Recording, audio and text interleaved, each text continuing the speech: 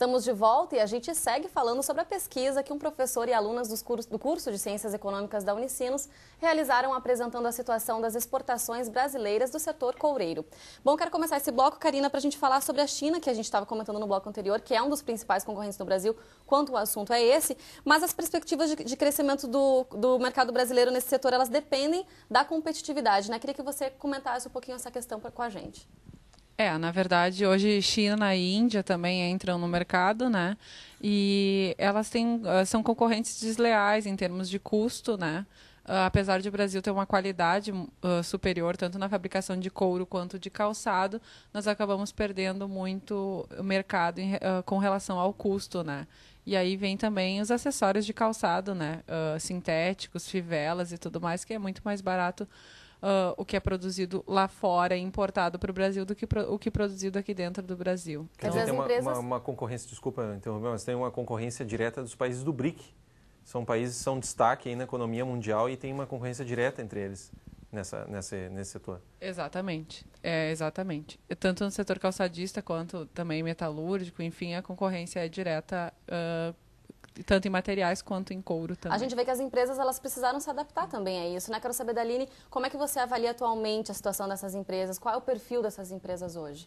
Bom, as empresas hoje elas são de médio porte, elas estão voltadas mais para o setor interno devido às exportações que teve uma queda, e hoje elas estão também situadas em polos, como a gente tem um exemplo aqui da região do Vale dos Sinos. Também tem o setor moveleiro na Serra? Na e tal, Serra, tem isso, ali em Bento né? Gonçalves, exatamente. São polos específicos do setor.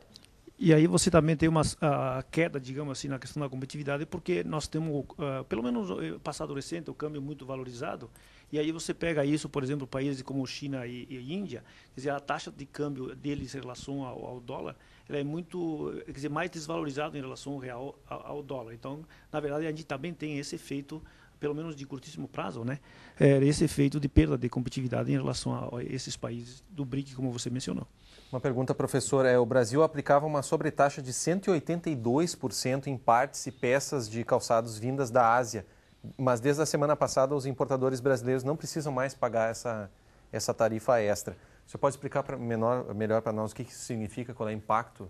Na verdade, o que acontece é que essa sobretaxa foi aplicada porque o Brasil acusou, de certa maneira, a China de prática de dumping na importação dessas partes, principalmente de calçados. Então, na verdade, a CAMEX, que é a Câmara de Comércio Exterior do Brasil, né, então entraram com uma ação de investigação contra essa prática, por isso dessa aplicação desse 182% de sobretaxa.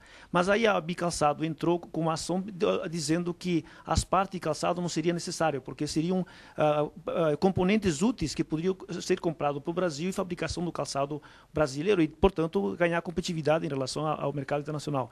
Na verdade, então, é esse que é o efeito, quer dizer, são componentes de calçados que está entrando. Mas permanece uma taxa de $12 ou $12,5 para a importação de calçado direto da China. Quer dizer, permanece isso. Exatamente por causa dessa ideia da prática de dumping.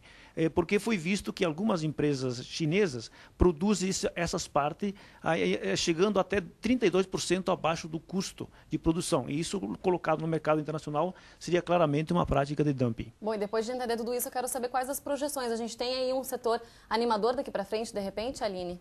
A gente acredita que se o governo reduzir os impostos das exportações, o nosso setor ele pode se tornar mais competitivo no mercado externo e, com isso, também reduzindo o valor da mão de obra, que hoje ela é muito cara. E esse valor é agregado no preço final do produto, que também se torna mais caro, principalmente da mão de obra. Fatores são fundamentais para o setor voltar a ser tão representativo como sempre foi aqui o Vale dos Sinos. Muito obrigada pela presença de vocês, parabéns pelo trabalho e até a próxima. Obrigada. Nós agradecemos a oportunidade, então, da TV Unicinos para o curso de Economia. Tá certo, até a próxima, professor. E Conexão TV Unicinos de hoje fica por aqui. A gente volta amanhã, feriado da Revolução Farroupilha, ao 12h30. Até lá.